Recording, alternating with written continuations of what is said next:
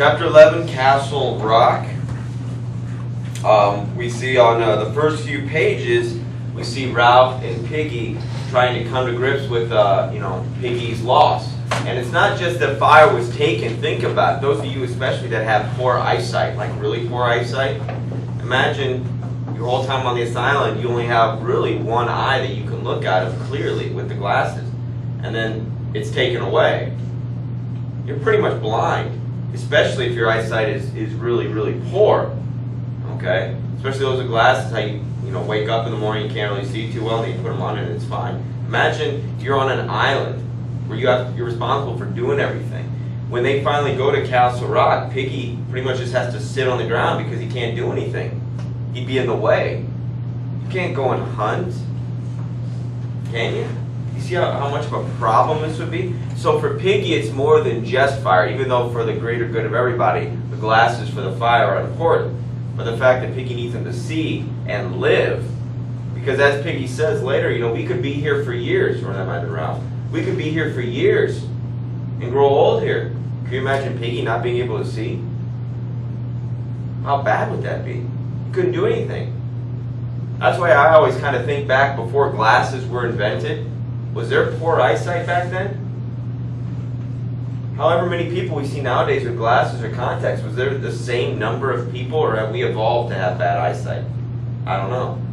But 2,000 years ago, 8,000 years ago, if there were cavemen who couldn't see and was blurry, my gosh, wouldn't they die? They couldn't hunt. Would they be an invalid? Would they be considered and deemed handicapped and unworthy? You ever think about that? What other generations were like with, prior to our inventions. So, anyways, it's something to think about. 170, 171, they try to make the conch have some power still. They still hold on to one last kind of hope that this will bring some sort of structure, at least keeping it alive within them, and then hopefully, on the rest of the island as well. Holding the conch and having Ralph blow it and then Piggy holding it to talk about why they need it. And when they have the meeting, it's just those two and Sam and Eric. So just the four of them. And yet they're still trying to have what you would normally have at an assembly. Piggy says, we gotta go. He goes, you got the conch shell. You can take spears if you want, but I shan't. What's the good? I'll have to be led like a dog anyhow. Yes, laugh. Go on, laugh. There's them on this island as would laugh at anything. And what happened? What's grown-ups gonna think? Young Simon was murdered, and there was the other kid with what had a mark on his face. Who's seen him since he first come here? We forgot Simon wasn't the first death. He was the first murder. Right? They didn't intend to kill the kid with the mulberry colored birthmark on his face. He just was in the place where the fire went and just gone. So he wasn't the first. And as we see in this chapter, Simon definitely wasn't the last one that was murdered. Bottom of 172, 173, as they're getting ready to finally decide to go, they're talking about what we should bring, what we should be like, what they should be expecting. Eric made a detaining gesture, but they'll be painted. You know how it is. The others nodded. They understood only too well the liberation into savagery that the concealing paint brought. So that paint is kind of like putting a mask over your face. If you don't have to look at yourself in the mirror, not that they don't have any mirrors, right? But if you can cover who you actually are, you might do a few more detestable things. If you can get away with it without people knowing you are. Now, everybody on an island knows who each other, who they are. But it's more about a personal thing in your conscience. When you put that war paint on, you're a different person. When you step onto a battlefield or a professional sporting event, you might see that savagery in somebody, but then when they're off the field, they're a normal, calm individual. So they all kind of nod, knowing what that statement, but they'll be painted. That doesn't mean, well, they had craft time and so they painted their nails and their face and stuff. It's more about, they understood only too well the liberation, the freedom, that allowance to be a savage and be fine with it. So that's an important statement that they make there. Sam and Aaron looked at each other. All the same, Ralph shouted, no paint. He tried to remember. Smoke, he said. We want smoke. He turned on the twins fiercely. I said smoke. We've got to have smoke. And there was silence, except for the multitudinous murmur of the bees. As last, Piggy spoke kindly. Of course we have, because the smoke's a signal, and we can't be rescued if we don't have smoke. I knew that, shouted Ralph. He pulled his arm away from Piggy. Are you suggesting? I'm just saying what you always say, said Piggy hastily. I thought for a moment. I hadn't, said Ralph loudly. I knew it all the time. I hadn't forgotten. Had he forgotten?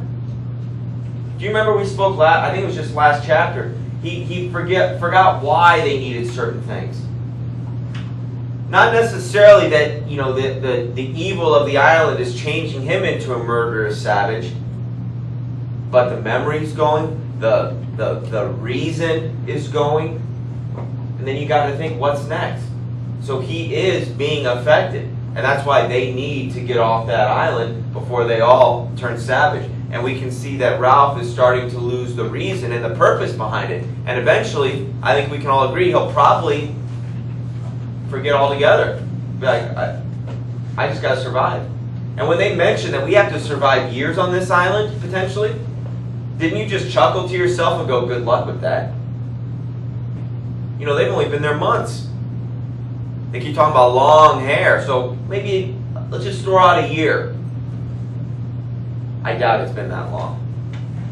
And look at what's happened. A few kids have died. What's going to happen when food runs out or they can't hunt pig again? What if they go another 2 or 3 months without being able to kill a pig? What are they going to eat? Well, savage-wise, you might start to think cannibalism. Who knows? But eventually, won't that run out? They don't have any women to procreate with. It's only a set number. Wouldn't you like to flash forward and see what 15, 20 years down the road looks like? Maybe one person left on the island? Or none, just bones? Maybe Jack sitting in Castle Rock as a skeleton, everybody else strewn around him. Kind of gruesome and grisly. But that's the reality. That's what's going to happen. I don't think there's anything, oh, well, this is going to be a Swiss Family Robinson, a happy we can cultivate this island and live here for the rest of our lives and everything's good. That's not going to happen. Nothing in this book has made us think that that is going to happen. At the beginning, maybe it could, when they didn't know what was going to happen and what lay, you know, their path laid in front of them. But with everything that's going on, there's no way that this is going to play out very well. They got to Castle Rock on 174, 175, and they stopped right in front of the neck of the bridge, the walkway. Because remember, we have the Castle Rock out in the water, then an itty-bitty little bridge, and then the end of the island. And there's some high grass and a little plain right there, and that's where they kind of hang out and spy on things. They see, individuals. When Ralph blows the conch shell, somebody up high, Roger tries to stop him. Who goes there? You know who it is. Quit messing around. So he blows the conch shell. I'm calling an assembly. All the kids come out. Not that they want to take Ralph back as their chief, but maybe they're just curious. Maybe they have a response to that. Subconsciously, they go where the thing's blown. I don't know. They ask, where's Jack? And they say he's out hunting. Where was it? Notice at the bottom, as Ralph's talking to the kids and everything, on bottom 175, after he says, I'm calling a meeting, there's silence. It says, Roger took up a small stone and flung it between the twins, aiming to miss. They started, and Sam only just kept his footing. Some source of power began to pulse in Roger's body. That's important. Remember, back in like chapter 4 or 5, Roger was throwing stones, picking on the little kids, building sandcastles, and he threw it kind of, if I'm the little one, he throws them within, I think it was like 6 feet, 12 feet of them, just close, just to get a rise out of them.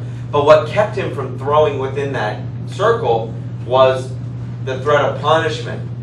He had been conditioned to growing up where you don't throw stuff at people and hurt people. And so it's those societal norms from London and his life that affected how close he threw it. Now he throws it in between the two individuals on purpose. And he gets to see them react. and a reaction that he probably likes. You think he's going to stop? This is that dark, gloomy guy, okay? And it's very important because that next line that or that last line I read where it said that there was something that was pulsing within him. I need your attention here. The last time something pulsed that I can remember was when Simon was talking to the Lord of the Flies and his head was starting to pulse. So we can look that maybe Roger's taking that next step towards darkness, okay? Towards evil, towards what the Lord of the Flies promised. And we see that here in just another page or two when he decides, I think I'm going to pull this lever and send this rock down. And we see what ultimately happens. Jack shows up on 176, 177.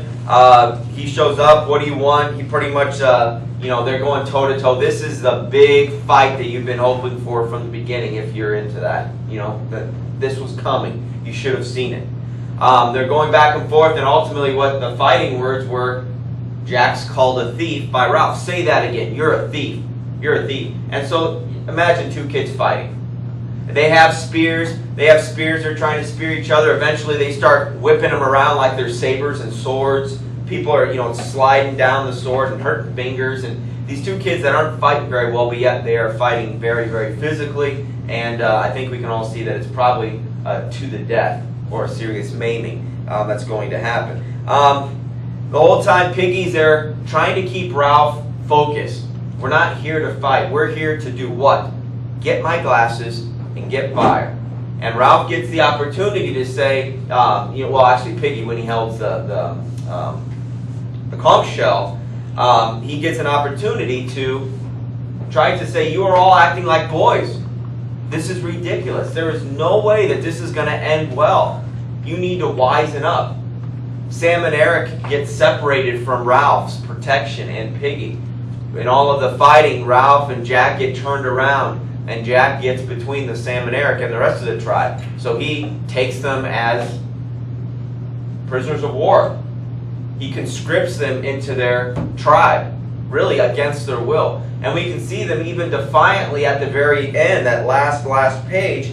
That's not the way. Let me go. But all of a sudden, and this is connection to earlier, Roger pushes past the chief and walks toward Sam and Eric.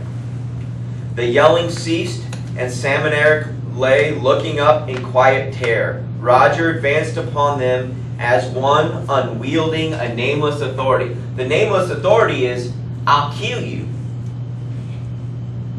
You join the tribe or something bad's going to happen. You see what I just did? And so that menacing darkness about him, all he had to do was just walk towards the kids, and the kids shut up, and now they're part of the tribe. Imagine the darkness that kid must have within him. And when he kills Piggy, the huge climactic moment of this book thus far, probably a surprising moment. They murdered Simon, but you might not have thought that they were going to kill, Piggy. But they had that big boulder specifically for that purpose. Not Piggy, but specifically to kill the beast or the little kids. Bottom of 180. High overhead, Roger, with a sense of delirious abandonment, leaned all his weight on the lever. Ralph heard the rock before he saw it. Well, remember, who isn't going to be able to see it? Piggy. He had no idea what was coming. He felt, an earthquake? He had no idea. No idea at all. The rock struck Piggy a glancing blow from chin to knee. Imagine how big that is. It just decimated him. He was probably dead on impact. Or unconscious. It just smashed him. The conch exploded into 1,000 white fragments and ceased to exist. The last assemblant of authority, of power, of law was just annihilated by that rock. It's over, folks. This was the first premeditated murder. You hear that on the news, right? There's a difference between, manslaughter, aggravated manslaughter, murder, and premeditated means you said, I want to kill you, how can I do it? And then you do it. Roger throws rocks, I'm going to pull this rock. He knew what he was doing. And that chaos and anarchy has just gone. It's gone. Piggy, saying nothing with no time for even a grunt, traveled through the air sideways from the rock, turning over as he went. So imagine a rag doll just flopping end over end off the side of the cliff. The rock bounded twice and was lost in the forest, so really the rock never even changed course. Because really, would it? You have this, I don't know, ton rock, multi-ton rock. You hit a little 80-pound weakling, is it going to stop?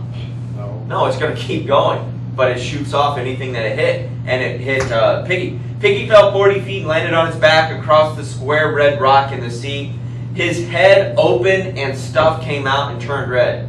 His head exploded like a watermelon. So you can imagine all the blood and skull and brain that would have shot out. Very grisly and gruesome. His head opened and stuff came out and turned red. Piggy's arms and legs twitched a bit like a pig's after it had been killed. Did you like that description? Okay, they could have just said it flopped around like some animal after it was killed. What do they compare him to again? A pig. A pig. A pig. Piggy's dead, pretty much. Then the sea, pretty much. Then the sea breathed again in a low, long, slow sigh. The water boiled white and pink over the rock, and when it went sucking back again, the body of Piggy was gone. So all the evidence was wiped away. It's not like you have to scrub and get all the blood out of some carpet or something. This is all the evidence to the crime was gone. There might be a blood smear on the rock that hit him. I don't know. But when he landed on that, and we described it, I pointed it out. When they came and found Castle Rock, remember they looked down and they saw that little stone table down there.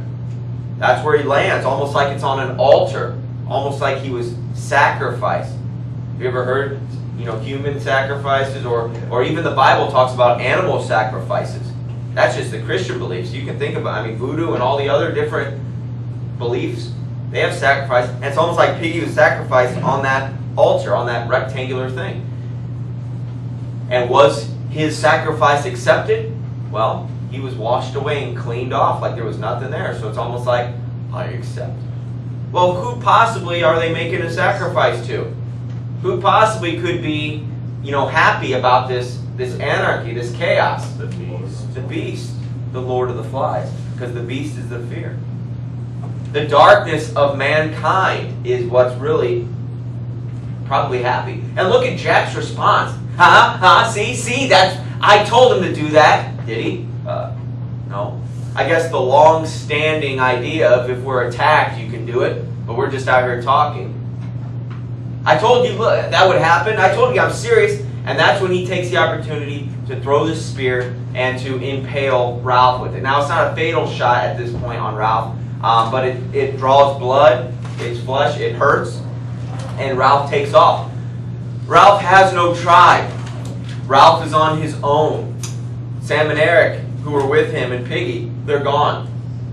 As we see Roger, his silent intimidation, just staring them down, walking. You can imagine his hair over his eyes, the darkness in his eyes, maybe a little smirk, like, go ahead, cry some more. Say you don't want to belong. We'll see what happens. It's almost, it's a nonverbal.